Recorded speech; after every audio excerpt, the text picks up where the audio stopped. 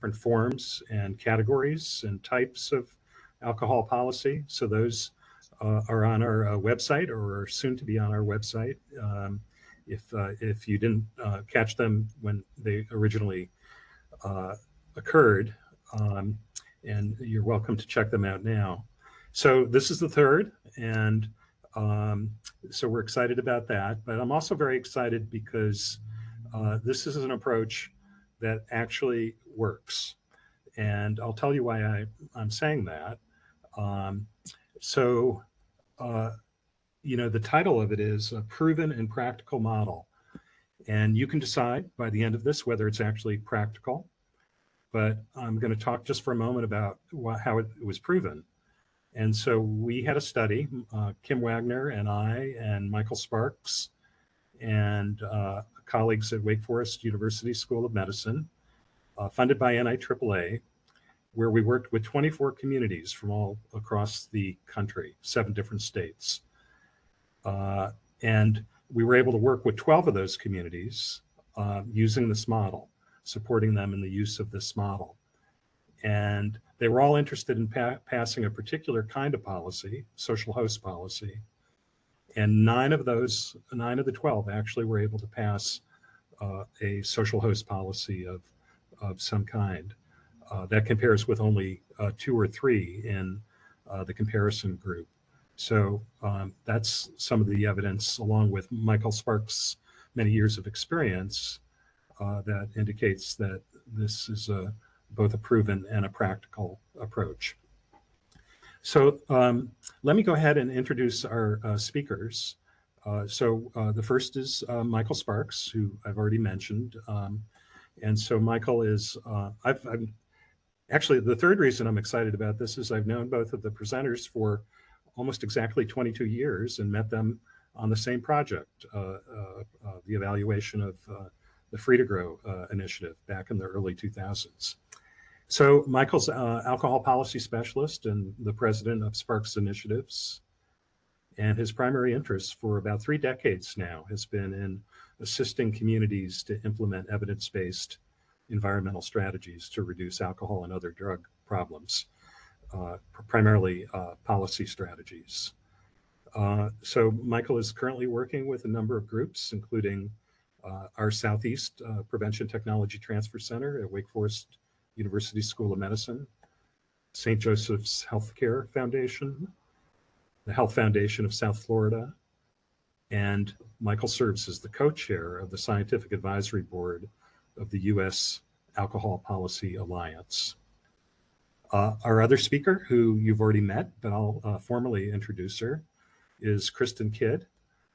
Kristen is sort of the face of the Southeast PTTC. She's been the moderator of dozens of webinars now, so you may well be very familiar with Kristen. So she's a co-coordinator for our Southeast Prevention Technology Transfer Center and manages our training and technical assistance efforts.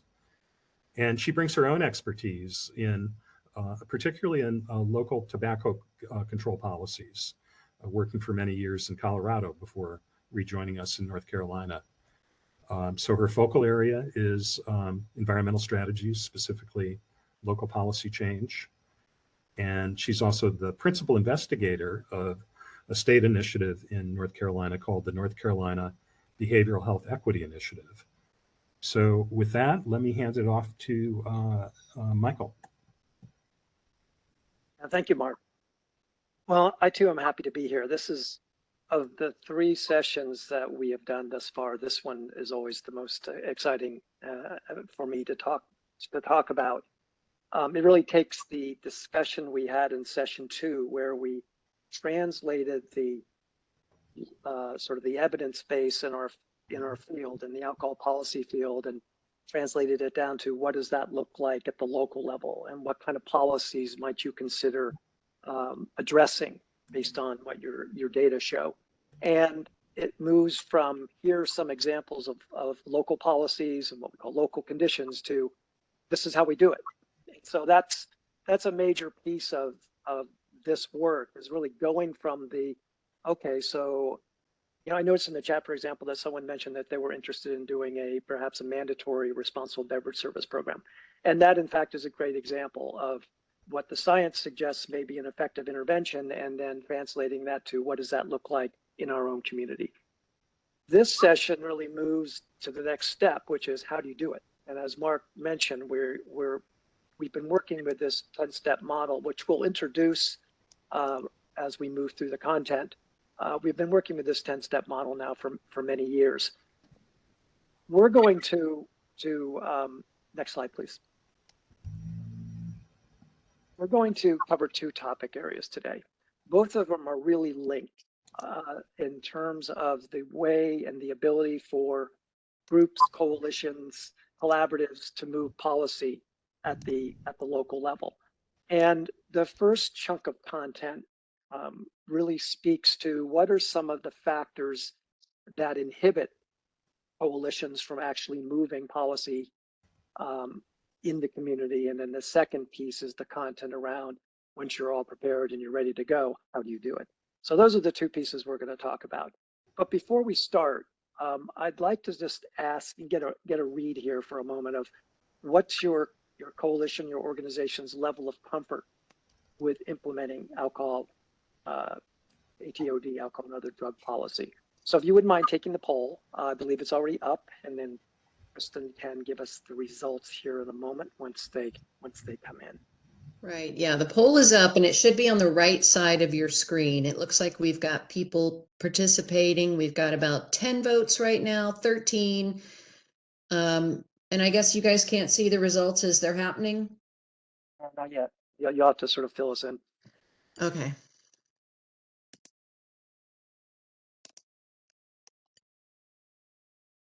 So it looks like we're getting, let me see, about somewhat comfortable, 43%, super comfortable, 29%. I'll go on and close it. I'm afraid to close it right at the moment, but we've got about 29%, 30% are at super comfortable, 43% at somewhat comfortable, 29% at a little uncomfortable. Nobody said that they were super uncomfortable. Good news.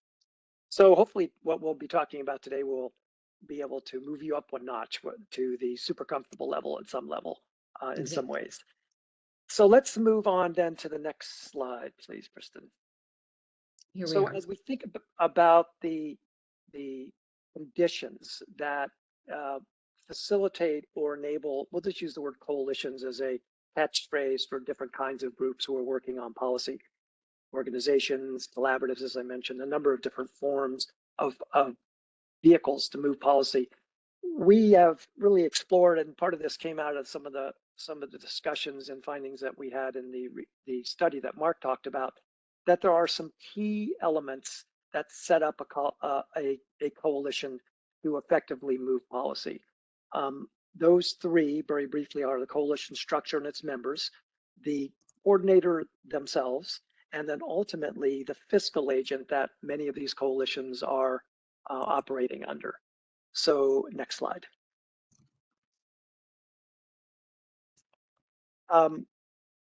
One of the questions that we have here is about your groups. Think of your coalition for a moment. Think about the composition of them. For those of you who have done policy, and it sounds like a number of you are because you're either somewhat or super comfortable doing it. What percent of your members in your group are interested in doing alcohol and other drug policy work? We have found as groups begin to sort of look at their drug-free communities work or their partnership for success objectives or other objectives that are associated with contracts or grants that they have, that environmental strategies or policy strategies are often encouraged. And yet sometimes they find that it's challenging to get their coalition members perhaps refocused from some of the individual work that they're doing, the individual strategies that they may be deeply involved with, to thinking about a kind of a new area, which is really working on policy work. So just a sense of what that looks like. Yeah, we've got about 14 votes in, and it's a tie between, Well, now we're seeing a 33% say 100% of their coalition members are interested, and then the second place is 50%. So 27% of you are saying 50% of your coalition or your group's members are interested in doing policy. Next slide, please. Go ahead and populate it. That'll be fine.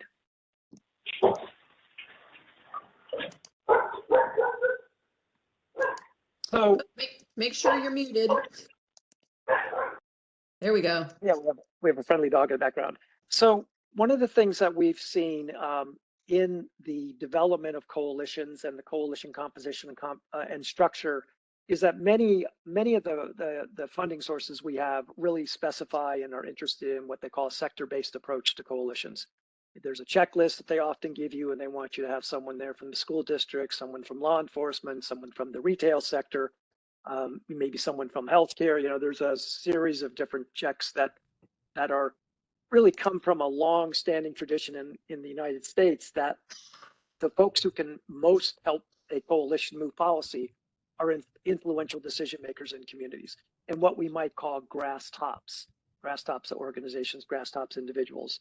And while having grass tops, the folks with position and power and organizational position in communities is a really important part of building a coalition.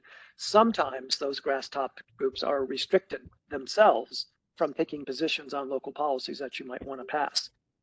And as a result, we're really encouraging coalitions to diversify their membership with what we call grassroots members. These are folks who have no restrictions because they don't receive funding, like parents or Parent Teacher Association members or Block Watch or neighborhood association folks who are really interested in many of the conditions that alcohol problems create and the problems that they create, but they are they're unhindered, unencumbered by any restrictions that may be associated with funding from other sources, and therefore can be very, very active in coalitions, actually working on and moving the steps that we're going to talk about a little bit later. So we encourage a mix of grassroots and grass tops. And my experience here is when we start talking about this and people kind of do an assessment person by person, that they often see that it would be important to bring more individuals from neighborhoods, from grassroots sources or origins into their coalition. The other thing that we understand here is that there is a strong emphasis and interest in training in our field. And part of what we're doing today in the second half of this is really talking about the policy steps and sort of a form of training and awareness building about what it takes to actually do policy. But training in PA doesn't seem to be enough to really move a coalition that might be stuck into moving forward policy work at the local level. So this becomes one of our key themes and key takeaways here, is that it's important to really be thinking about these three structural factors that we mentioned on the pyramid a moment ago. Next slide.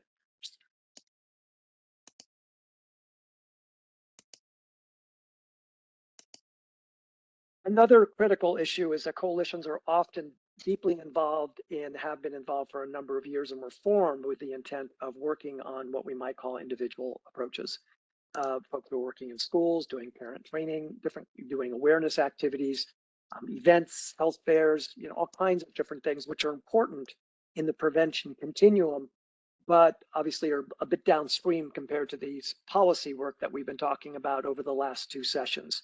So as you look at the coalition's work, their tasks and their goals and objectives and their work plan, somehow integrating in a policy intervention, which in and of itself can take a significant amount of time and energy of the coalition members, becomes challenging because their plate is already full, so to speak. So that becomes a really important piece here, is trying to figure out how a coalition can squeeze in, or what coalitions try to do is squeeze in a policy. And many of the coalition members may be involved in other activities for the coalition and really haven't developed a advocacy agenda or interest in and of themselves. So what we find is that many cases, the preponderance of the members of the group want to stay focused on the work that they've already been doing. They think it's valuable, and it is, but it's not policy focused. So that becomes a really important element here, is ensuring that the members that you have in your group are there, at least in part, because they want to do policy.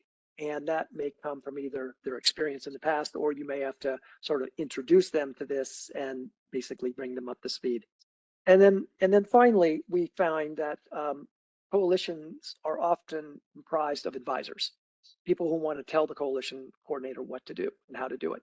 And when you do policy work, it is absolutely true that the coalition members must carry the campaign. It can't just be allocated to one or two people in the coalition. And this will make more sense why that's important as we move through this discussion of the steps. Next slide, please. The second piece that we look at in these, what we consider to be structural factors related to readiness to do policy, is the coalition group coordinator for himself. So for those of you here who are, let's go to the next slide, please, are coordinators or responsible for a group, how committed are you to doing policy work? You know, we often hear people, when we start talking about shifting the focus of a coalition from individual to environmental strategies, coalition coordinators may say, you know, I didn't sign up for this. This isn't what I came to do. I came here to do work because I want to work with parents, or I want to work with youth, or I want to really work in the schools, or whatever that may be. And this transition, funder-driven transition in many instances from individual to environmental policy strategies may or may not be what the coalition coordinator themselves want to do. And while they feel obligated to do it because it's a requirement, their heart isn't in it. So just want to get a sense of the poll, if you put it up now, or is it in the chat? In the chat box, Kristen, maybe. Yeah, it's in the chat box. If you want to put in the chat, how committed are you to doing policy work?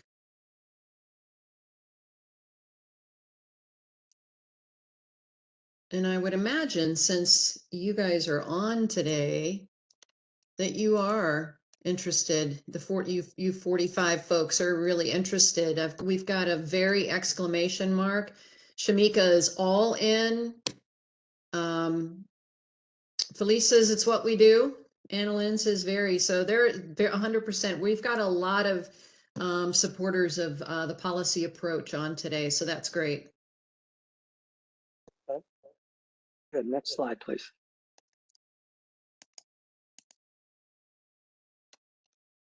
So part of what we're finding is that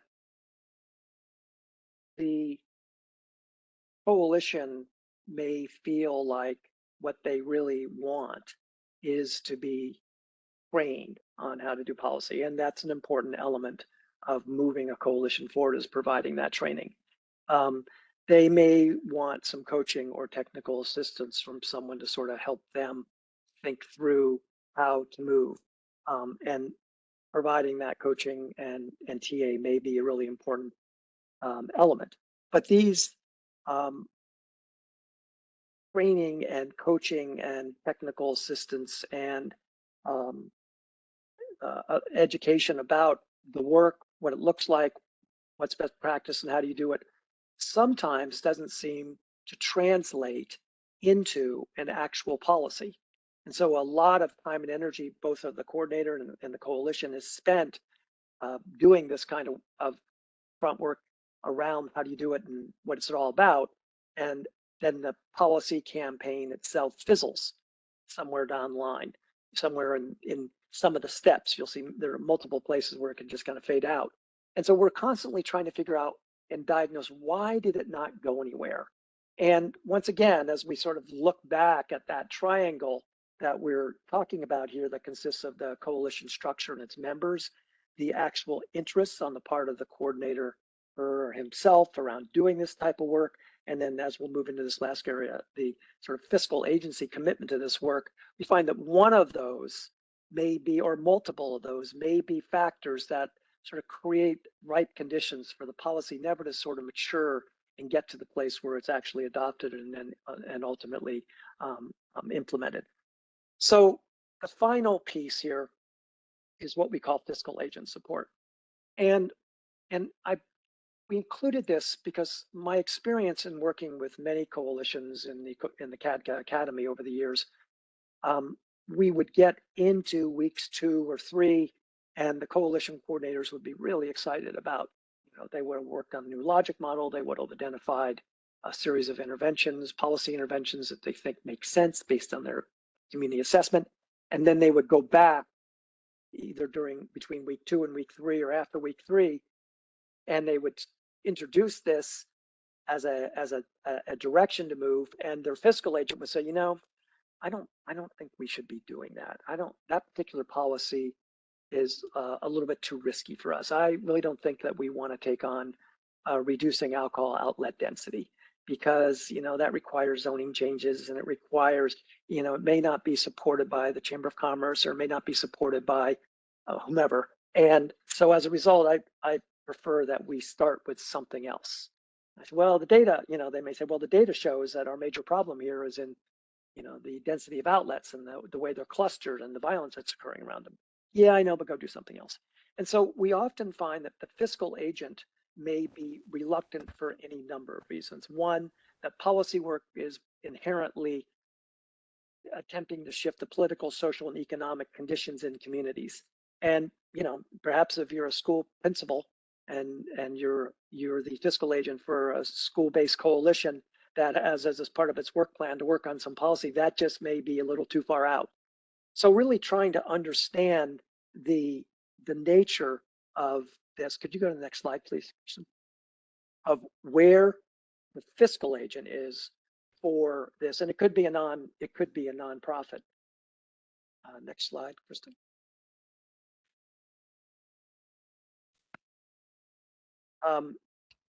Requires that there be a careful assessment of where the executive director, if it's a nonprofit organization that the coalition's under, or where the school superintendent may be, if it's under a school district, or wherever that coalition's fiscal support lies or agency support lies, it becomes very important to assess and understand before you start your policy campaign whether you have the support of the leadership of the organization. I used to think, well, if we get the support of the executive director, or the school superintendent, or whatever, that may be adequate. That may be enough, because they're, that's ultimately the responsible party for the work of the coalition. But we find over and over again that even while the executive director may be supporting, that ED's board may not be. And we have seen in more than a handful of cases where a coalition starts moving down the line and is doing its work, and it's out there in the community advocating for something to change. And someone on the board gets a call from someone in the community saying, you guys are gone way too far. We don't think you should be doing that. And the executive director steps in and says, yeah, coalition coordinator so-and-so, could you pull back, or could you slow it down, or could you do something? So both the support of the executive director and the support of the board that ED answers to may be important. We're really talking about a vertical support for doing this coalition that extends just beyond the coalition itself, because that can be a major block. And another way of assessing that is whether or not the executive director and the board members are willing to put their political and relationship capital on the line. When you get into the middle of a policy campaign, you may find that you need the support of grass tops folks in addition to the grassroots who are advocating for this. And many organizations, nonprofits, are made up of grass tops. They're people who have influence, and they can raise money, and they basically can move public opinion. And it's good to know that if a council member in a city is leaning maybe against a particular policy that you're interested in having adopted, and it's determined that one of the board members of the organization that is your fiscal sponsor, fiscal agent, has a relationship with that person, that hopefully you can count on that person on that board to intervene and have a friendly conversation, educational conversation with that city council person about the benefits of this particular approach. And so we not only look for tacit approval, we look for actual approval, active approval, where executive director and board member will use their relationships and will support this work. In some cases, if they need to potentially put in some unrestricted money that the organization has to do if there's some lobbying that actually needs to be done, since you cannot lobby with restricted funds, which is what most of our drug-free community partnership success monies are, restricted, and even some foundations. So it's good to have a little bit of walk around money. And sometimes those nonprofits can, put a couple $1,000s so that some lobbying work can be done and you won't violate your IRS rules. So fiscal agent support becomes very important. Next slide. So now the question, where is your fiscal agent? Again, in the chat box, around supporting this kind of policy work. And if you don't know, that's fine, because this we don't often talk about this in this kind of a concrete way. But also interested, if you don't know, your guess of where they may be.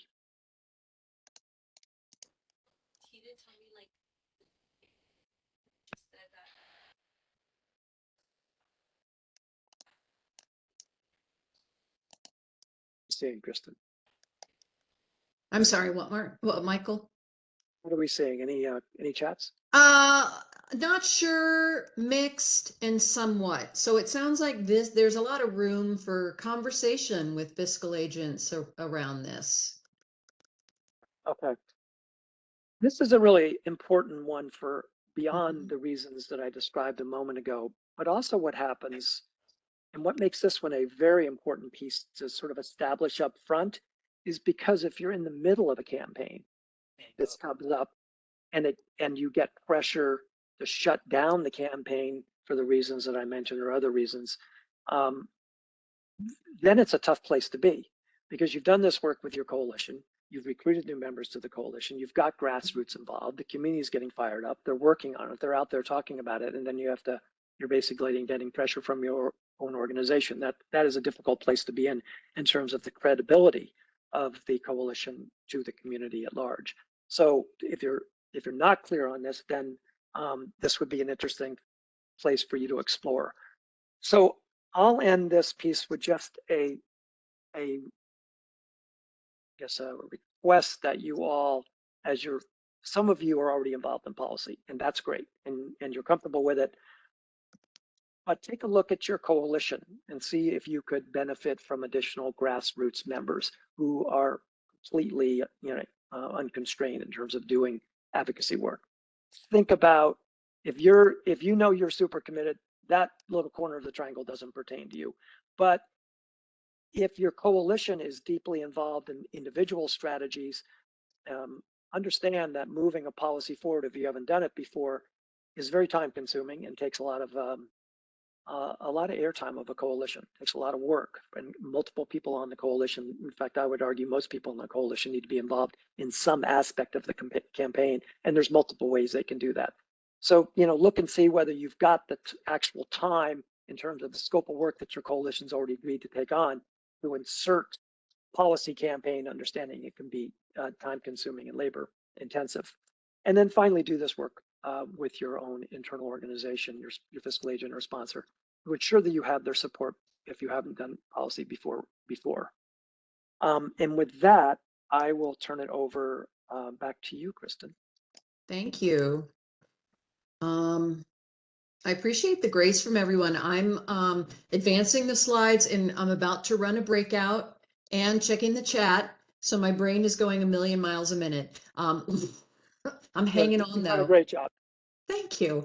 We're going to move into breakouts now, and I think I'm just going to randomly assign the groups, and this is what you're going to address. So given everything that Michael just talked about, that triangle with those three areas, of those three areas he discussed, we want you to think about which one most hinders your coalition or group from working on policy and discuss why, and see if you can get to some specific barriers.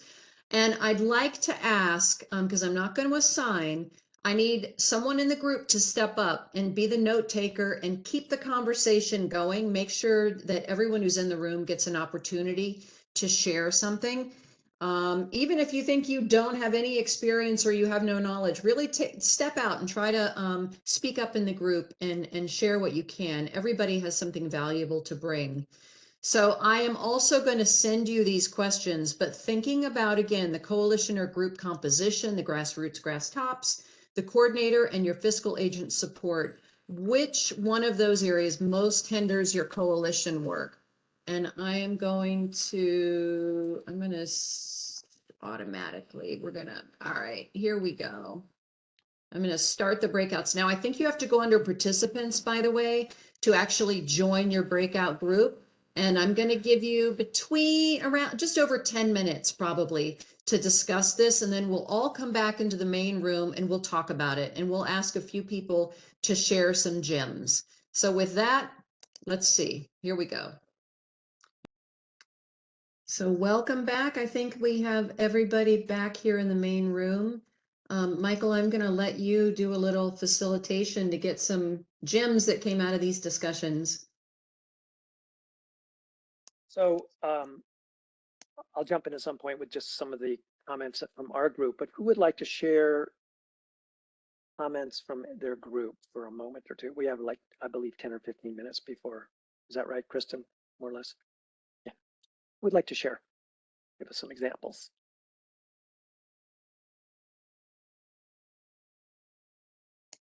I see Mark had his hand raised. Mark? Yeah. I think you're muted, Mark. How's this? Good. Good. Yeah, so because I'm one of the organizers, I wasn't looking to be the reporter, but I think I got elected to be the reporter. We had a couple of really interesting things that came out in our group. And so one individual, I think it was Ashley, and feel free to speak up if you like, talked about how challenging it is, really pointed to a coordinator factor. And she is the coordinator and sounds like has some great experience, but has only been in the position for about 5 months and has not done policy work before and is starting to get her feet wet, but partnering with some groups that are allowed to lobby, like faith organizations. So it sounds like she's really, got a knack and a good intuition for doing policy work. But it's challenging, right? It's challenging, especially for new folks. And most of the coalition is focused on school-related issues, and so policy work may not be their sort of natural avenue. And I'll mention one other comment real quickly, which was really interesting. But Raul, down the road from me in Los Angeles, talked about the lack of a instruction manual for doing policy. And so his organization has kind of organically worked to develop, to identify, to lay out what the process is, the policy process is. And they have made some great strides with that. So they're basically writing their own instruction manual. So one of the things I mentioned is that it'll be really interesting to see how the approach they're developing compares with the 10-step model that we'll be talking about. But those were a couple of the issues that came up in our group. Does anybody else from the group have anything to add, or the two individuals who I tried to fairly characterize their remarks?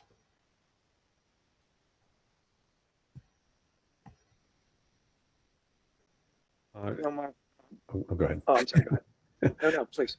No, I was going to say no. I think it was done well. Thank you for stating it that way. I think it was a pretty fair assessment of what we spoke of, and I'm hoping that personally, this is Raul speaking, that through these conversations and dialogues, I can add more to what I'm trying to do on my end in terms of understanding more the policy-driven campaign work, and obviously how to build upon what experiences I might have had and what can be offered through these conversations. So I'm very excited to be part of it. But thank you. It's great you're developing your own sort of manual for that, and what we can provide that you can look at to see if there's anything you can pull from is at the PTTC we do have a manual on how to do these 10 steps with activities, with the steps written out, things you can do with your coalition, role plays, templates. So we can make that available to anyone here who would like it. And then, Ro, you could take pieces, steal whatever you need to. that might fit. I think it might have been you who was doing the writing of the manual. If not, whoever that is, certainly add to it. Anyone else like to share some comments from the group? Thank you, Mark.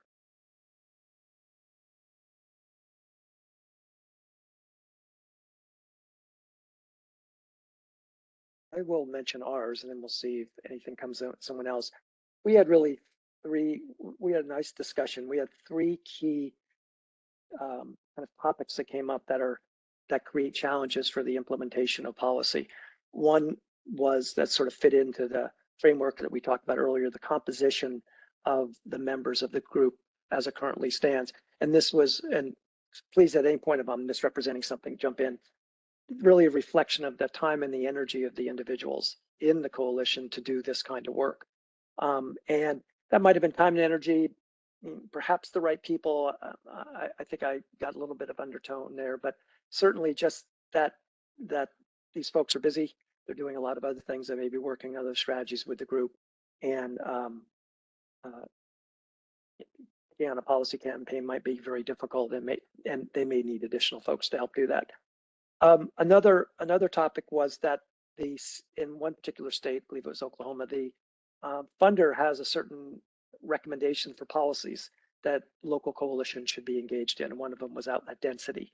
And the comment was that the outlet density policy piece may not be a good fit for their local community. And so the coalitions are struggling with, we get these directions sort of from our funder that this is what you should work on. And it doesn't seem to flow either out of their local community assessment, or it doesn't fit the sensibilities of the coalition itself. And so that creates an interesting challenge when, reducing outlet density is an evidence-based strategy. We talked about it in session 1 and we sort of translated it into session 2. So it's important, but at that point in time, at any given time in a community, it may not be the best fit. And there may be other doors to walk through to help get at parts of the outlet density piece that I mentioned we can support thinking about. So there may be another way in that isn't called necessarily outlet density, but has an impact on the consequences of density. So that's another way. And then finally, in Wisconsin, we had a member of the group who is responsible for doing statewide technical assistance and support, and they're funded by SAMHSA. So they're not really in a position to be able to to actually support the lobbying efforts that may be associated with the alcohol policy piece. And so we talked some about the triangle and the structural factors may be an important piece that they could spend time on to position the coalition to get ready to move forward with policy. So for any of the three folks that I was representing, feel free to add or correct anything I might have said in terms of how I tried to represent your comments. I see some of you on now. I thought you did great. Thank you. Sarah, I saw that your hand was up as well. Yeah, sure. I can share our group, Kristen. I think that we had, and again, folks from my group, feel free to pop in after I'm done, express some concerns about, getting fiscal agents on board upfront and the education that it may take for your physical agent. Like, what does your physical agent need to know and how do they need to be educated in order for when you come to them with this to have it land and connect properly, instead of being like, wait a minute, what?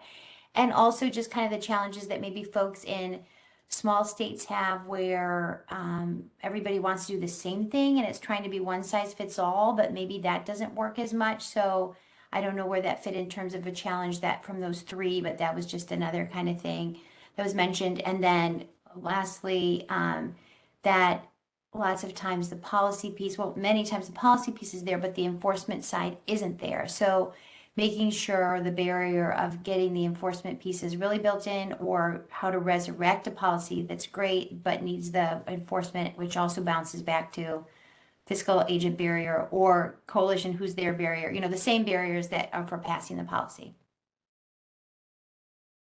Yeah, thank you, Sarah. We had a similar one example that along the lines of what you discussed around a I may not have this exactly correct, but some folks came together in the community and they wanted to go after a particular grant related to compliance checks. And they sort of had what that partnership was going to look like and how it was going to go. And they went to the fiscal agent who was going to have to do the grant. And they said, no, we're not interested in doing that. Dead right at that point. And so it's really important to know that at the front end, so you don't do all that upfront work and then take it to an organization who's going to say no. So yeah, good. We have a couple more minutes. I think we have 4 or 5 groups. Anyone else who would like to share their thoughts or their conversation? Or their own experience in their own coalition, which would also be fine. Just any examples of any of these 3 factors that we discussed that seems relevant to your own situation in your own group.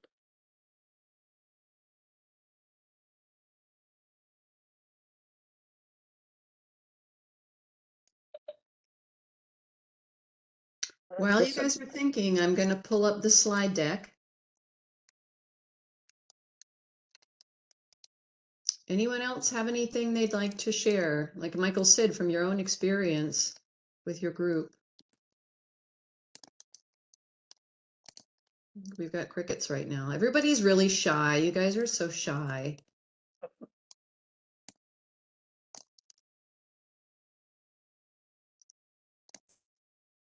All right. Well, Michael, did you want to take this one here?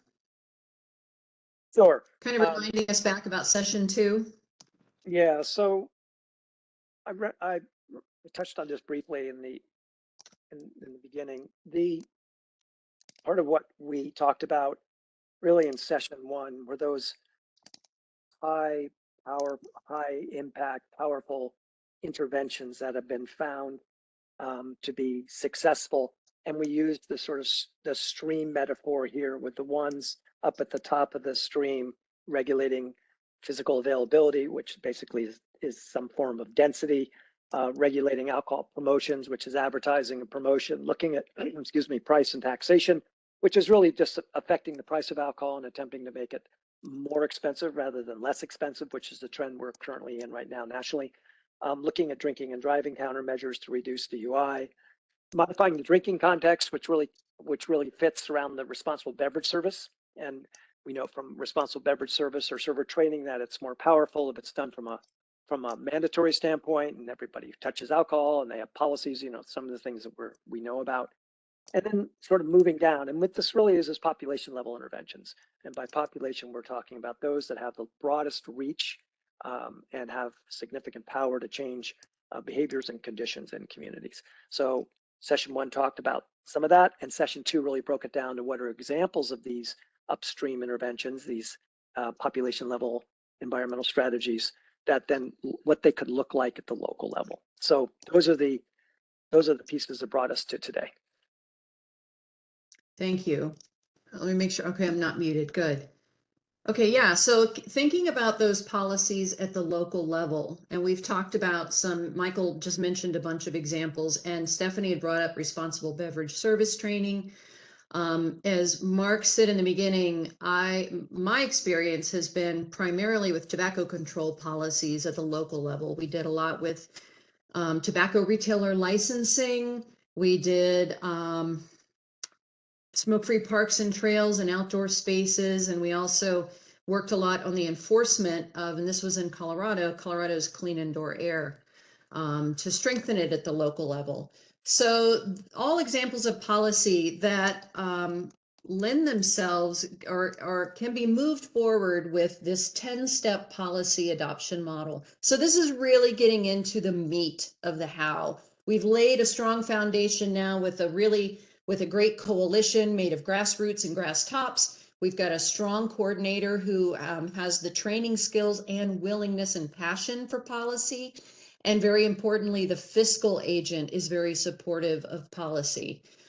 So now the how, the 10 steps, it really originated, as you see, the original framework was created by our own Michael Sparks here and Sharon O'Hara, really back in the late 90s. Which to some of us, some of you might not have been born. Some of us we're doing the work then. But it was really working with local community coalitions that were working on local alcohol policies. And this framework is designed to be followed in more or less a sequential order. So starting with step one and working through all the way. And as Mark said, it's a proven model. He talked about the work that Wake Forest did on social host in the trials, and showed that communities following these 10 steps found more success than communities not. So in the 10 steps, you've got the first 5, which are seen here, from drafting the policy action statement through drafting your policy ordinance. Those are your internal steps that I'm going to discuss today. And then the next 5 steps, steps 6 through 10, are considered external steps. Now, if you want to know more about these, we don't have a lot of time today to dive in. Michael and I have done courses in the past, almost like a college level course, where we break down the internal steps over 8 weeks and we assign activities and homework to people. We haven't done that course in quite a while. I think we did it during COVID, right, Michael? But we have developed, we've modified from an original guidebook that was created for North Carolina. So the Southeast PTTC has this guidebook, and this is where you can find it. There's our website. And if you go to our main page and scroll down to products, you'll see it. And that's where you can download our guidebook. And as Michael said, it has sort of an introduction to what is policy, why policy, and then it gets into the 10 steps. And back in the appendices, you'll see activities to guide you through each one of the steps.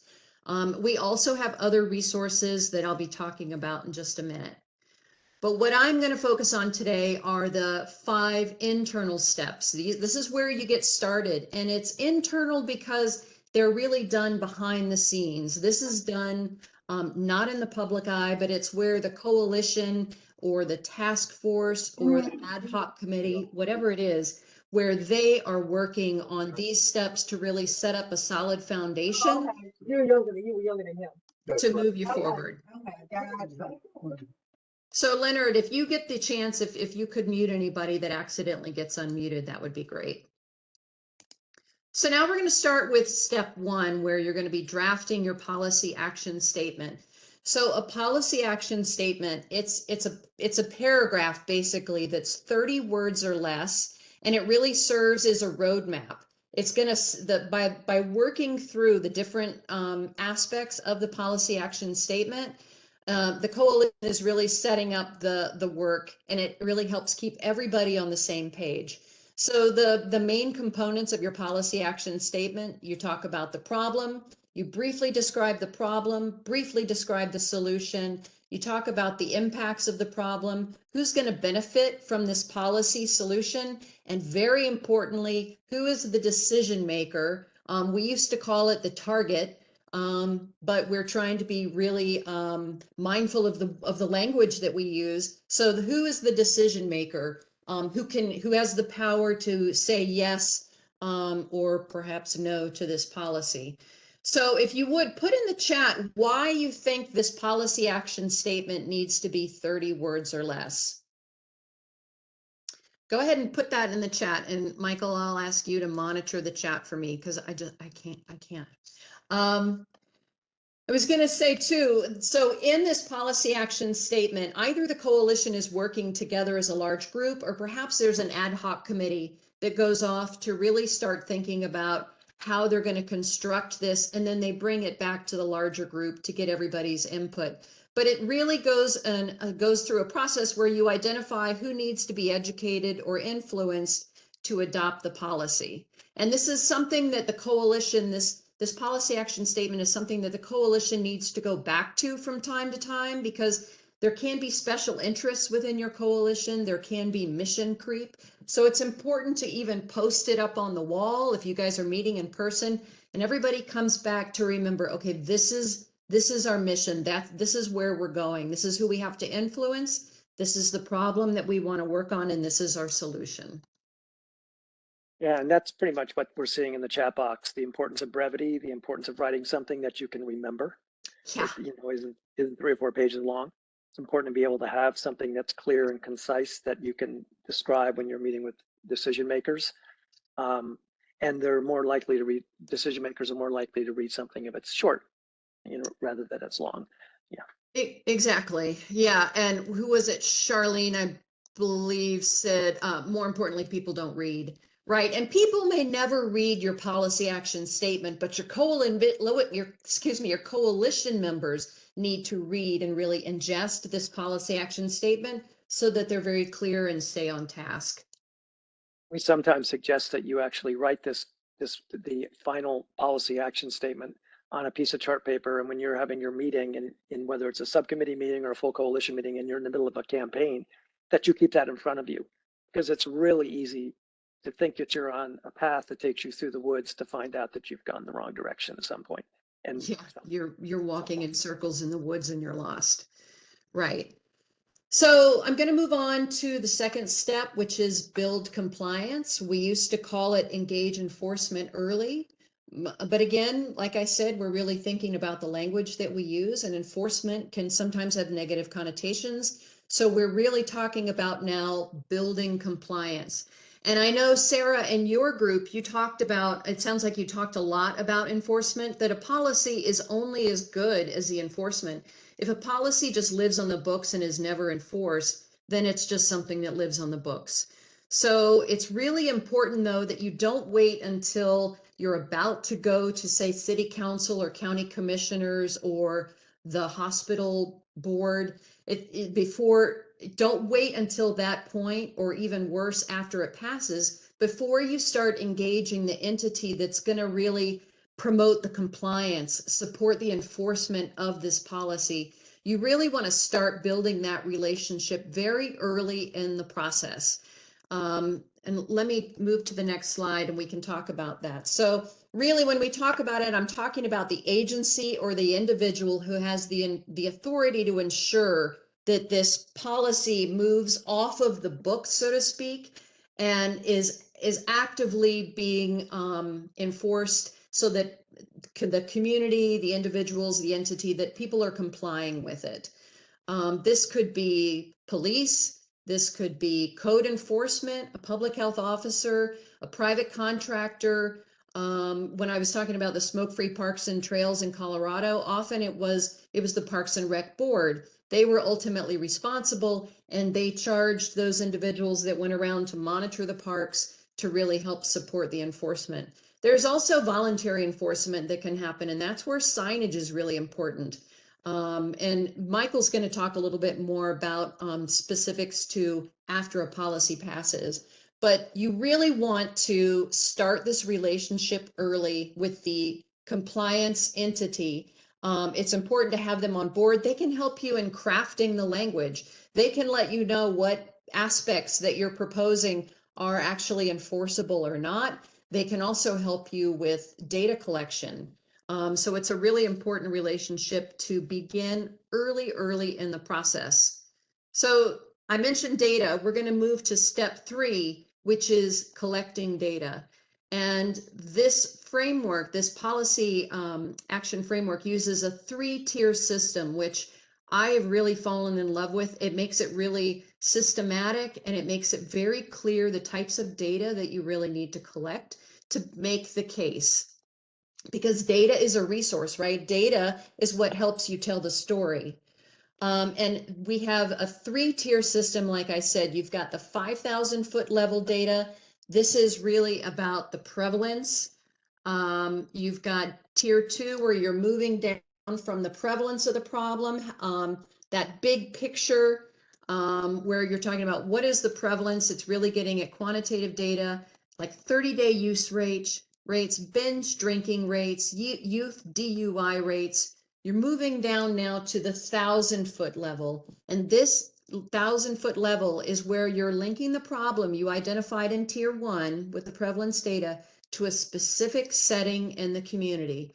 So I'm sorry, didn't mean to do that. A key question that you're answering with tier 2 is, in what high risk setting does the behavior, for example, binge drinking, where does it happen? And this high risk setting, this is the area that you're aiming to modify through the proposed policy solution. Can anyone put in the chat, some examples of this tier 2 1,000-foot level data. What are some examples of data that connects the problem to the high risk setting? And I'll give you just a second to think about that. And I'll give you one example to kick you off. Police calls for service, where it references where the police were called to. Place of last drink. Yep. Thanks, Felice. So another example could be the number of the DUI arrest using place of last drink data. Perhaps emergency room admissions with place of last drink. Someone listed college campus parties, and I think that's a really interesting one because yes, and it allows you to more intentionally determine are the highest risk parties with the most consequences happening at, say, Greek houses, or are they happening with rental properties, or are they happening in student housing? So it actually allows you to get even more concrete, more specific, because the policy to address a Greek house is different than a policy to address rental property in the general community versus a policy that you may have to approach the actual university on if it happens to be college-run housing. So all of really allows you to get very concrete, very specific in terms of the nature of the policy to address that setting. Exactly. Thank you for that. That's really getting specific about the local condition in your community.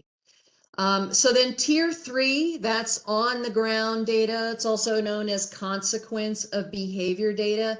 This identifies the consequences and harms of the high risk drinking, say, that occurs in the setting that you identified in tier 2. Now, these data can be a little bit harder, maybe more time consuming to gather, because this is where you're getting more into maybe key informant interviews. You're walking through neighborhoods, talking to the neighbors after a party to find out what are some of the consequences going on. It could be focus groups with some of those college students, or maybe you're focusing on the Greek system and you want to do focus groups with those individuals to find out so this problem happening in this setting, what are the consequences? What's really going on? What's happening to individuals or to the community, the neighborhood? Maybe it's more fights. Maybe it's more litter going on. Maybe there's vomit all over the streets the next morning. And this is like I said, could be more hard, it could be more challenging to get, certainly more time consuming. But this is really important data because this is what's going to grab the attention of those you're trying to engage, those you're trying to recruit into your coalition for the work. And most importantly, this is the data that's really going to grab the attention of those decision makers and appeal to emotions. These are the stories that stay in their minds. So here is a great resource, and I was looking through it the other day. This is data collection for alcohol policy change. This toolkit was developed to help community organizations, state alcohol policy alliances, and substance use prevention coalitions identify, locate, and use the data to support the implementation of their alcohol policy campaign. And this toolkit was developed from the U.S. Alcohol Policy Alliance. And I know Michael Sparks was one of the authors on this guide. Michael, do you have anything else you'd like to share about this incredible resource? No, just that, well, I guess, yes, just that it uses a social host as an example to show you how 5,000 foot, 1,000 foot and on the ground data can be translated into telling the story that creates movement and support for the policy that you're working on.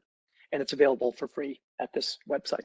And yeah, and Leonard, if possible, if you could copy that that URL and place it in the chat, that'd be great. I also generally follow up the webinars with reminder to all of you to complete that ever important evaluation. And what else? I'm sorry, my brain is going like a million miles a minute. I'll send you a copy of the slides for those of you that are wondering about that. I'll also put a link to this resource in that follow-up email. So don't worry if you don't get the link in the chat today. But if you just go to USAPA's website and look under resources and research, that's where you're going to find it. And as Michael said, it is free. Step 4, develop your issue brief. So an issue brief it's a really important advocacy tool. It's a document, and you want it to be a really visually appealing document where perhaps the coalition or again a subcommittee of the coalition works to develop this 2 to 4 page document that's going to identify the problem that you're addressing. And you really want to frame this problem from an environmental perspective, not an individual perspective, because that does not set up a policy solution. In this document, you're going to present evidence supporting the policy solution. You're going to use data from some of those tiers. You're also going to describe your coalition, who you are, really what is your mission, and why are you positioned as the group who is really best to address this issue. Some other things you're going to do is describe risk or consequences if there is no policy change, and you're going to present a call to action, even if it's just join our coalition or reach out if you'd like more information. This is an example of what one could look like. In the guidebook that you can download from the Southeast PTTC website, we have a more generic example, and I believe it's using social host. This example here it's an actual example from El Paso, Texas. They were working on a social host ordinance. But you really want to make sure that you don't use jargon in these, and that this is a tool that you can share not just with decision makers, but with community members, residents, your neighbors, that they can understand what's in here. So you want to make sure that not only you're not using jargon, but that you're not writing it on a really high reading level, that it just really tells the story of what it is your coalition is trying to do. You want to have quotes in here. You want to have key data points. But someone mentioned that people don't read. Another reason to have great visuals and charts and graphs if you can. There are some groups who have actually hired a firm to create this for them. People have used Canva. You can get a Canva membership and create it in as little as $10 to $15 a month. But I think that's it. That's all I have for this. Michael, do you want to add anything about Well, Jesse, you the mentioned issue we have brief? example in the policy guide, but we also have other examples that are not social host related. If you'd like examples, I mean, we have stuff on density. So there are other examples of issue briefs that have been constructed by other coalitions that you're certainly welcome to, if we have one that will fit your policy interest. Absolutely. You can reach out directly to the Southeast PTTC and we can get you those examples that Michael was talking about. But this is a great way to use different skills of members on your coalition. Not everybody is going to want to go around and try to recruit members or meet with decision makers or even meet with a compliance entity, but you may have people that are really skilled in graphic arts and design, and this is where their skills can really shine and they can play an active role in contributing to the movement. So the last step I'm going to talk about is drafting policy language. And this can be really intimidating for a lot of people, but we don't want you to be intimidated by this process. When we talk about drafting policy language, it could be that you're working to draft an actual ordinance. It could be that you're creating a really detailed outline for the elements that you want included in your policy language. And this is again where you've built that relationship with the compliance entity. They can help to let you know, like I said, what certain provisions you're looking at might be enforceable or would be easy to enforce, and others that might be really challenging to enforce. Here's some some helpful tips in drafting your policy language. You're most likely you're not going to be starting from a blank slate. You want to research, review, and compile examples from similar communities to see if there's something in their language. If they have the policy that you're working on their books, there may be language that you can take and modify so that it shapes your community.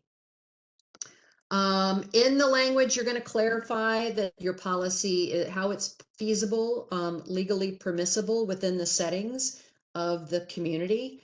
And you always want to link back to all that local data that you captured in step 3. You want to tie back to your local data and make sure you tie the policy solution to your local conditions.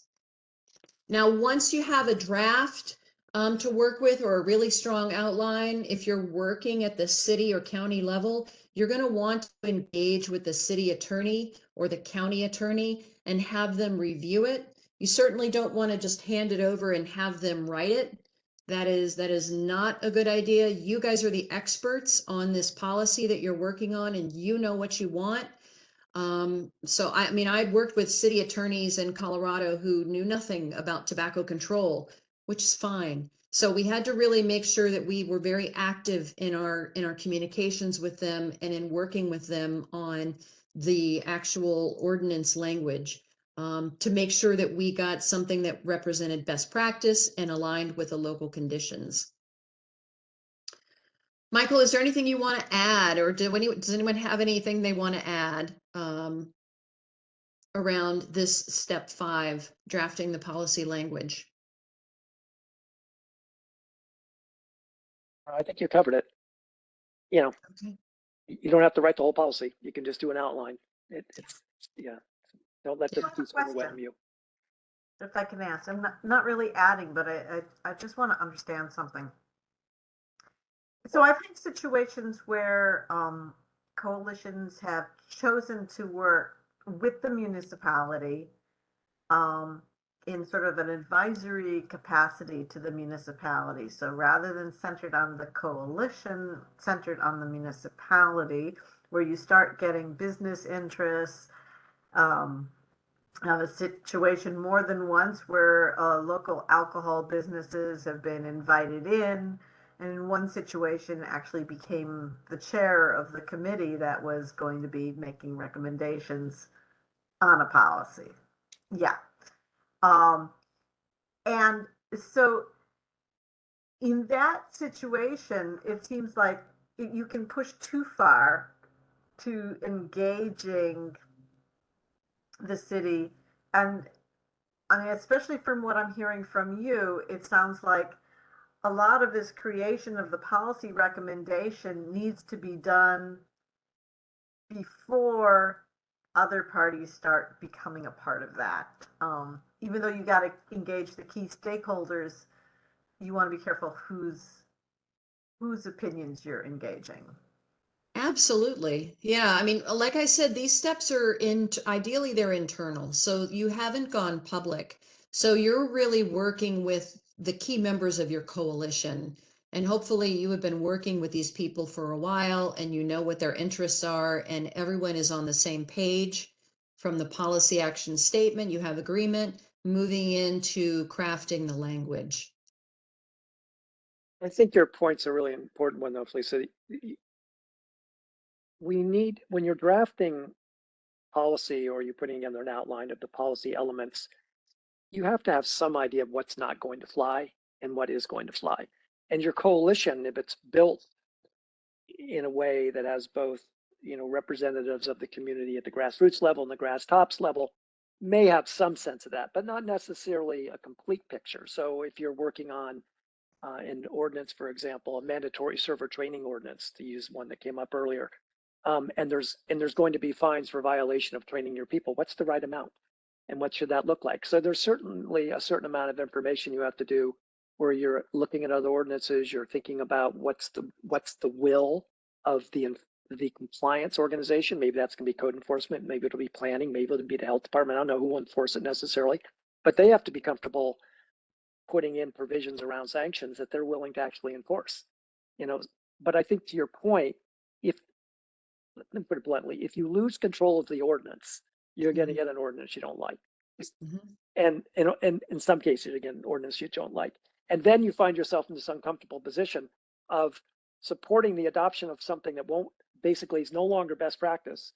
You don't believe in it, but you were the original sponsor, and what does it look like if you don't support it anymore? But there have been times when, if the policy gets out of the control of the coalition, the group who is the primary sponsor, and it's taken over by a city attorney or other political entities or business interests, if it's an alcohol retail policy, where coalitions have to walk away and say, we can't support that. In fact, we're going to oppose it if you bring it up.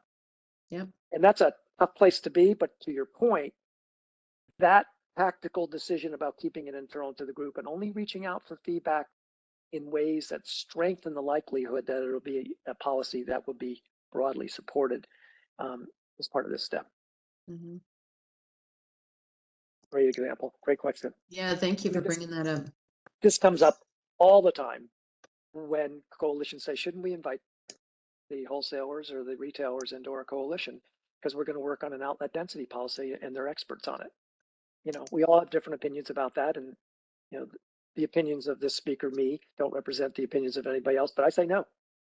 You know, I think you're basically inviting in someone who has different economic interests in the role of the coalition and different values around public health. So that's just my opinion. People are going to do what they want, but the critical element here is to keep control of the policy so it as closely as possible reflects best practice. That's Yeah. the core piece. Yeah. Thank you, Felice. All right, I've put a chat. I put a poll up and asking, are you currently involved in any of these steps? And they may not be called this, but generally what happens in this step are you involved in? We've got right now 60% of you are saying yes, 40% are not. Oh, and it's changing as more people respond to the poll. So it looks like 75% of you, the majority of you, are involved in these steps in some facet. So do make sure you get the policy guidebook that we've talked about that's on our website, and get that the resource from USAPA that talks about the 3 tiers and really gives great examples and instruction on what it is and how to get it. Get those two resources for sure. And we do have other resources that we're going to talk about a little bit later in the webinar today. And we also have some other partners who are on that we're going to be highlighting after Michael goes through his part. So 80% of you now, okay, let me deactivate the poll and then come back here. So 80% of you are involved in the internal steps. So that's great. So with that, we're going to move on into the external steps. So that last bit of conversation we had around the importance of keeping the policy work, the development of the actual policy, the language of the policy, the conditions of the policy, internal with selected outreach really speaks to how important it is that the work that the first 5 steps are doing really fits inside the general framework of the coalition doing its homework, getting the issue brief written, getting the policy action statement, making sure you've got someone who's going to be associated with compliance agreeing that this makes sense, you know, making sure that the data you have really tells a story. So all of those things set up then the external steps. And not only do they set them up, but the issue brief that Kristen talked about in many respects becomes the reference for a lot of the messaging that takes place in these additional steps that we're going to talk about. Next slide, please.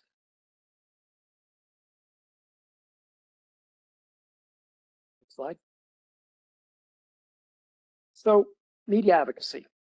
Lots of coalitions have used media in some form or fashion.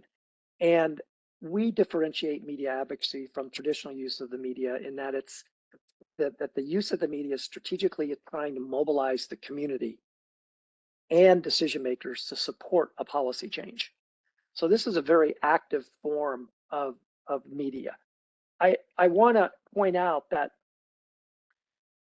a media campaign in the context of a policy campaign, a media plan in the context of a policy campaign, may very well start with using media to educate the community about the problem you're working on. It's very difficult to go straight from no discussion about underage drinking in the media and to the community at large, and straight to you need to support a policy that holds adult hosts of parties, underage drinking parties, civilly liable. big jump. People can go, whoa, whoa, whoa, wait, what are we talking about here? So when we talk about media, it may be, and we encourage coalitions to do upfront work around, what do the 1,000-foot data look like? Why are we concerned about underage drinking? Gee, there is this underage drinking that seems to be happening in home environments. So you're priming the pump then for the transition from that messaging to the transitioning for using media advocacy, which is, well, yes, that's going on and we have a solution. And then the media advocacy campaign moves that into a series of multiple uses of different kinds of media. Next slide, please, to actually start talking about, here's what we can do about it. So it's very active and it speaks about a specific remedy, specific policy in this case. So a lot of what I talked about at the front end here was really health communications, which is good. So the early stages of a media campaign before you get to the advocacy aspect is really often about health communications, talking about what's going on in the community. What we do though is a traditional health communications model frames problems really from the individual perspective. And it really talks about ways, and it is built in an effort to try and convince, educate, change attitudes so that individuals will make better decisions. Fills a knowledge gap in the community. So there's some aspects of health communications that fit well with media advocacy, because if we're trying to increase the knowledge about a problem, but we're trying to frame that problem from a community or an environmental or an upstream perspective so that it has a natural policy solution. So parts of health communications are important, need to be done, need to educate about the problem first, need to begin to insinuate and be clear from your 1,000-foot level data about where that problem is occurring. And then as you move into media advocacy, you really start talking about that on the ground data, the harms, the consequences of this. Yes, there's parties happening at underage drinking parties. There's parties happening in homes, and these are underage drinking parties. And yes, there's 50 to 100 kids there every weekend. And yes, there's these consequences that we're finding out about. And this is why the natural remedy for this is a social host policy that attempts to do this versus a skateboard park, give them something else to do. So it naturally sets up an intervention that is policy focused. And the art of media advocacy is there's a framework around how to do it. And while we talk about that in the guide, and we can talk a little bit about it here, when you're at this place of wanting to introduce and build a plan to do media advocacy, understanding the concepts of framing, understanding the concepts of how to take numbers and turn them into social math so they're more easily digestible, having talking points, having media bites, using social media, using earned media, understanding the art of op-eds and letters to the editor and sequencing those over a period of time so that the community becomes really clear, not only that there's a problem, but there's a remedy to the problem. And not only is there a remedy to the problem, it's a policy solution, but your media has a call to action to get engaged, become part of the solution to this. And it may go so far as to say, and we need you to show up at the council meeting. These are all considerations that the coalition will have to undertake. But I wanted to just differentiate the fact that regular traditional use of the media is not the same as media advocacy, because there is a call to action and it does set up a policy solution. Now, this next slide, please. This working with the media dovetails with organizing support for the policy. So these things kind of go hand in hand. The media is just one vehicle for attempting to mobilize support and bring people to the campaign. It challenges people to get engaged, frames things from the perspective that people go, you're kidding, that's going on here, we need to do something about it. Oh, they're asking me to show up at a council to say, I support this. Okay, I can spend an hour of my evening doing that, whatever. The organizing and mobilizing is more an individual, one-on-one relational process. Next slide, please. So we think about organizing through this graphic, that coalition members, and this takes us all the way back to the beginning of this webinar when we talked about coalition composition and having a good mix of grass tops folks and grassroots folks who can be engaged in this campaign to encourage the decision makers, in this case we have any town city council, to adopt a particular policy, whether it's a social host policy or an alcohol-free parks policy or a tobacco-free policy or a no drinking on the beach policy, or creating distance requirements between alcohol establishments, or no advertising billboards near schools with alcohol. Whatever that policy is, we're really relying on the coalition to do the first 5 steps, get that work done, and then move out into the community, start talking about it in the media, and ensuring that your grass tops and your grassroots are all focused on mobilizing the biggest base of support possible to then facilitate any town city council to adopt a particular policy. Now, this principle is relevant both whether we're talking about municipal policy like cities, or whether we're talking about county policies, or we're talking about policies for school boards, or whether we're talking about even policies for organizational policies. There are these core principles about the work being done internally, making sure you build support for it, and then seeing some resulting policy that ultimately will need to be enforced. So when you're thinking and you're moving from the internal to the external, and I would actually encourage you to do this before that step 6, where you're moving into step 6, think very early about whether you've got enough grassroots folks to show up the night of a hearing, or to write letters to the editor, or to be what we do out here in Hawaii is sign waving. As we're introducing our policy, people line the roadside with signs urging people to show up and support the policy, whatever that looks like. Those are everyday people just coming out and showing their support for this. So you want to have enough grassroots folks on your coalition, but there's not enough grassroots folks on your coalition by itself, unless you consider your coalition, all your contacts. The key working group size is 15 to 20. You're going to need far more than 15 or 7 or 8 or 9, whatever it is, grassroots people working to get other grassroots people involved to show their support for this, so that the decision makers feel the community pressure to do it. And also, we need our grass tops, because without our grass tops, we're really not going to have those one-on-one whispers in people's ear, the kind of credibility they carry. Often when nonprofits stand up and support these kinds of policies, the decision makers interpret that support as their board of directors as well. Their board of directors are often made up of key movers and shakers in the community. So grassroots is an area that you may need to look at in terms of strengthening it on your coalition, so there can be outreach to develop more, as well as grass tops, making sure you've got people who have relationships with your decision makers, or their board may have relationships with the decision makers. Or if they don't have relationships, they're willing to go and talk to to decision makers on behalf of the community.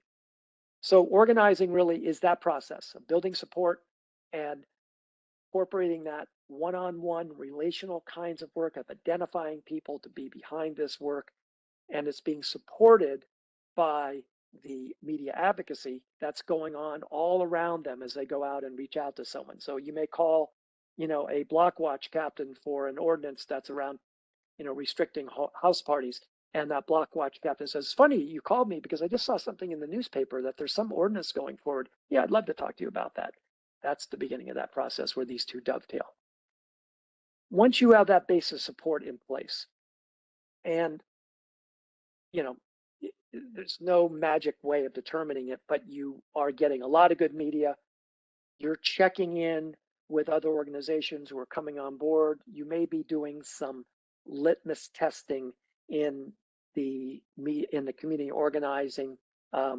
Step 7 around how are the decision makers responding to this media? How are they responding to the emails they're getting, or the one-on-one visits that the community is paying to them to support this? How is that all going? Are they seeing people beginning to commit to the policy? But at some point, you're going to know when you think you have enough support to actually put this in front of the decision makers. And knowing you have that support means that you can count to, if your decision maker body is 7, you can count to 4 votes. You have a pretty good sense that you've at least got 4. Ideally, you have 5, 6, or 7. but you know you've got a majority. Then you move, next slide, please. You move into this process of really understanding how does this policy move through the decision-making process? If it's moving through a city process, who's going to introduce it so that it gets on the council agenda? Is it going to be your compliance champion, code enforcement, planning department, police chief? Is it going to be the city manager? Are you allowed to introduce it as a community and put forward a policy that then will be heard? What's that going to look like? You need to understand that. And certainly you can get that information by attending other meetings. And then really understanding, how many times will it be heard? Is there a first reading, a second reading? Is there a study session? But there's going to come a point in which it's going to be heard and they're going to vote on it. And there is this really sort of fundamental, you see our next slide, please, of ensuring that before it gets in front of them, you've done the math here. You've looked at the council members, you've understanding where they are, you're checking in with them, you're talking to your allies who are having conversations with them to see where they're leaning. And once you think you've got the votes, you push to get it heard. If you don't have the votes, you either slow it down or you withdraw it. And when you know you have the votes, then the next big question is how many bodies do you need to have in the chairs the night of those hearings to guarantee you a strong source and sense of support from the community? It can't just be your coordinator or one or two coalition members there with t-shirts on, because opposition to your policy may be outnumber you, and that's deadly. So know that you've got support, and then know that you need to turn people out to hold that support the night of the hearing itself. Next slide.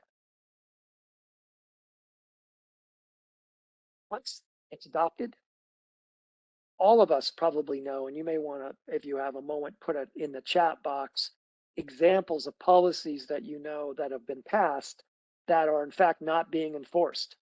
I've worked on them and seen them be enforced and not enforced and then enforced again. I've seen them and I've worked on policies where everybody says, you bet we're going to enforce it, and then they don't. And there's all kinds of things that go on.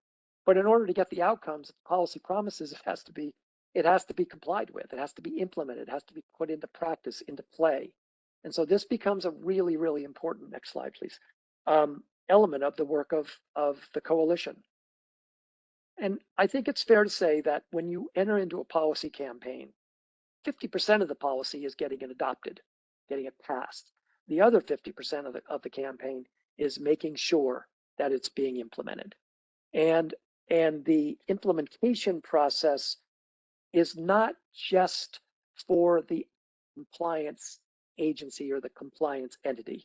We may think that, for example, there's you work on a policy to restrict the amount of alcohol advertising on windows of retail stores. And that obviously the one who may cite for failure to comply with that could be code enforcement or perhaps the planning department. But the coalition has a major role in the compliance piece by ensuring that the planning department, let's just say code enforcement, is developing policies, making sure that they're training their people. You may have people who go around from your coalition or from all those people you organized in step 7 who are now invested in seeing this happen. And they may go out and do random checks and submit information to planning. So the coalition has a role to ensure that the compliance is being done. They're like the backstop. They're the ones who make sure that the commitments that were made at the front end to get it complied with are in fact happening.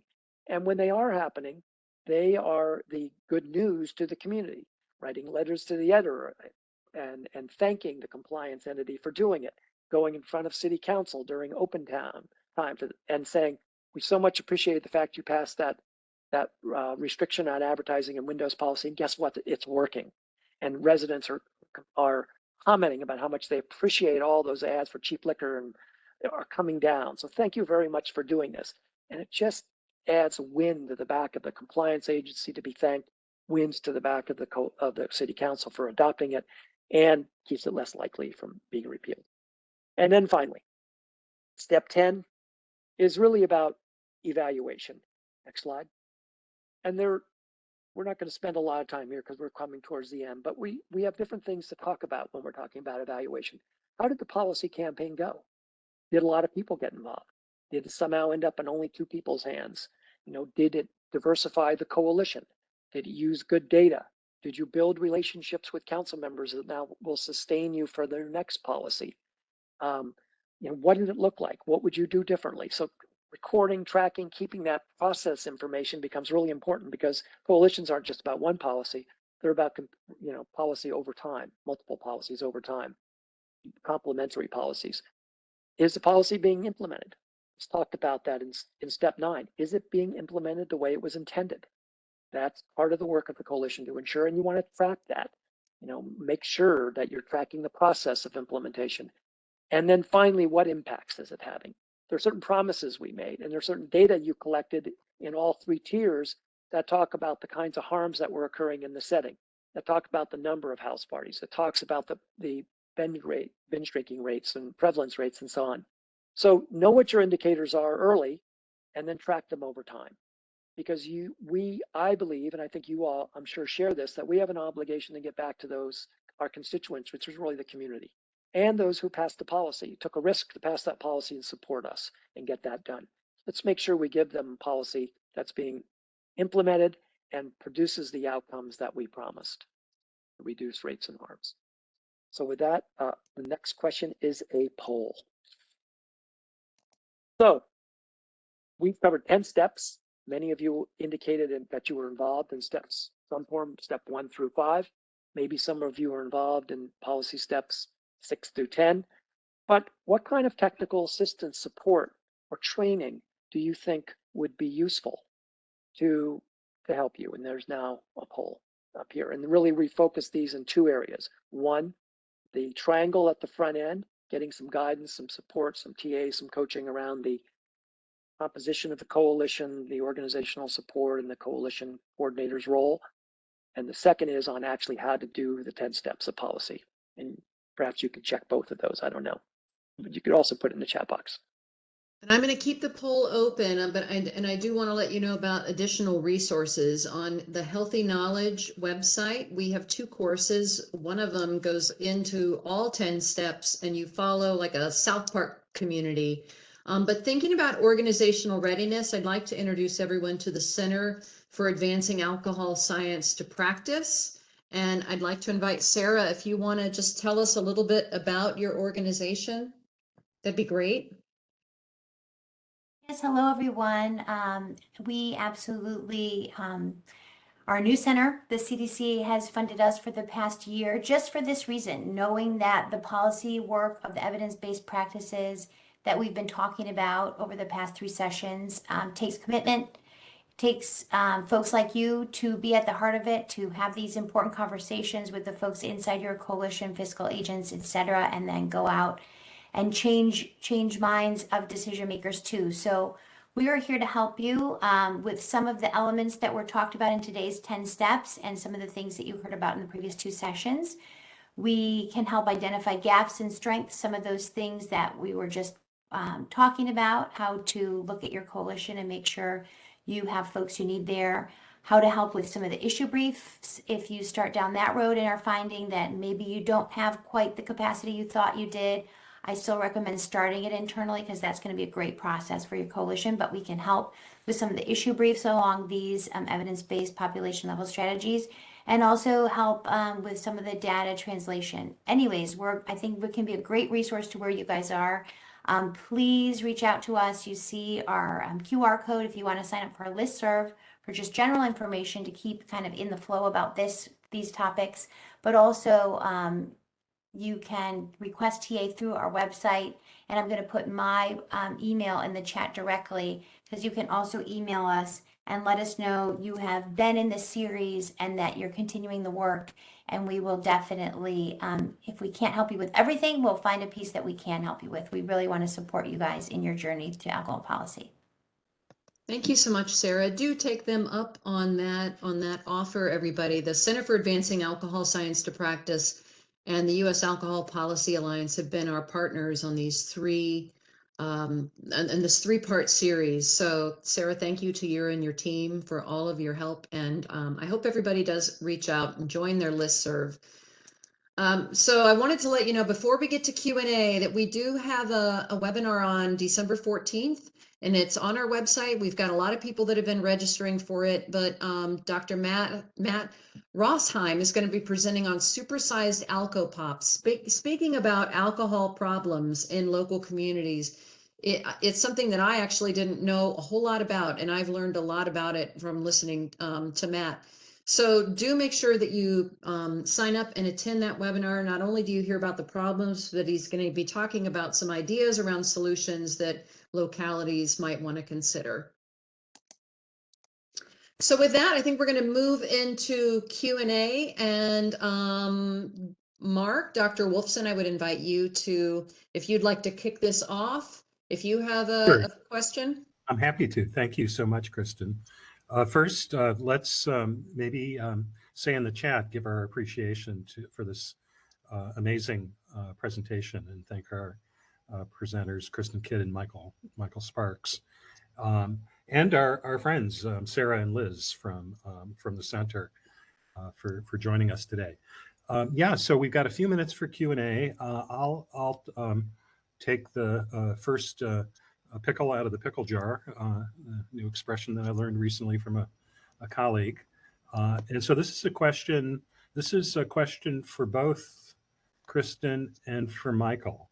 And I want you to think about the 10 steps and think about the 5 that you didn't present on, right? So Kristen, think about the external steps, and Michael, think about the internal steps. And I'd like to hear your opinion about which of the 5 is the most challenging. Where does this system tend to have the most challenges? Which step? And so maybe we'll start with the internal, the first 5 steps, and get Michael your take on that from your work with many coalitions and similar organizations over the years. That's no question, Mark.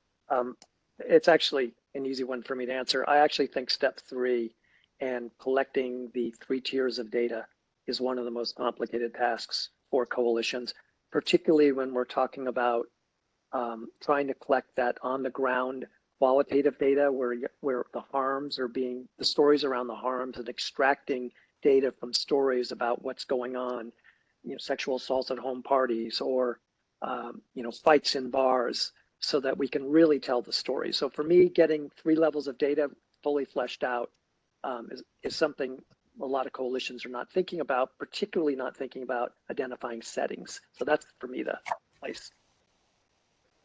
Great, thank you, Michael. And that's something that we can help with, and the center can help with as well, I think. Yes. As Sarah was mentioning. So yeah, Kristen, steps 6 through 10, where are the biggest challenges? I'm going to have to say it's a toss-up for me between media advocacy and organizing, and I think I'm going to say media advocacy, because I think a lot of people they're more comfortable talking to people and engaging them and bringing stakeholders into the policy. But when it comes to media advocacy, I think it can be very intimidating. I've worked with groups before who don't do any media advocacy. Or they leave out the health communications piece. They leave out the priming the pump, as Michael said, about making sure the community is aware that there is a problem, and they go right to promoting their policy solution, get behind it. And if people don't understand that there is a problem, I feel like the media around the solution is going to fall on deaf ears, because they don't believe that this policy needs to even happen. So I would say media advocacy. Great, thank you so much. And let's go ahead and open it up to everyone. We have a few minutes, and I can't see everyone at once, but who has a question?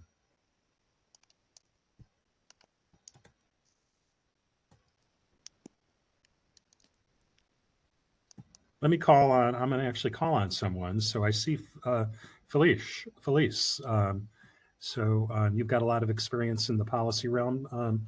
Does this presentation, and you asked a question earlier, of course, but does this presentation bring up any questions for you? made me think a lot, actually. It made me think about, you know, our role at the Wisconsin Alcohol Policy Project, and what type of technical assistance we can provide to coalitions. And I think the most important take-home message to me was about really making sure to inquire when we start working with a coalition about its structure and its capacities and the fiscal support, and make sure that all that support is there ahead of time. And the other thing that it brought home to me was, you know, how much work has to be internal with the coalition before they start working with their municipality. So that is going to inform how I help them as well. Thank you so much for that. Liz, I'm wondering if you might have any thoughts or questions. I have a question. One thing that comes up in a lot of conversations is around the media piece. Is when working with media, oftentimes journalists want to individualize the problem and talk about individuals. And in fact, a lot of the policies are really around population level impacts. So I didn't know if the presenters or anyone had experience or useful tips about how to successfully frame a message that will engage the general audience or your intended audience who you want to reach,